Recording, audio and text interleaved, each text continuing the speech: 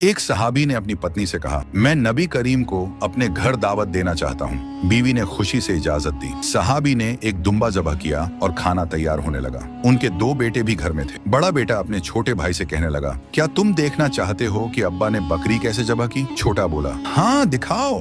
बड़े ने छुरी उठाई और खेल ही खेल में भाई की गर्दन काट डाली। माँ ने शोर सुना तो दौड़ कर आई और बड़े बेटे को डांटा। खौफ के मारे वो छत पर भागा और गिरकर जान दे बैठा। माँ पर कयामत गुजर गई, मगर नबी करीम की दावत में कोताही न की। दोनों बच्चों की लाशें दूसरे कमरे में रखकर खाना तैयार किया। जब सहाबी नबी करीम को ले आए तो हुजूर ने फरमाया, मैं खाना नहीं खाऊंगा जब तक तुम्हारे दोनों बेटे साथ न बैठें। सहाबी ने अर्ज किया, या रसूल अल्लाह, दोनों तो फौत हो चुके हैं। आपने फरमाया, उनके जनाजे ले आओ। जनाजे लाए गए। रसूल अल्लाह ने दुआ की और अल्लाह के हुक्म से दोनों बच्चे जिंदा होकर उठ बैठे। फिर नबी करीम के साथ दस्तरख्वान पर बैठे और खाना खाया। ये नबी अकरम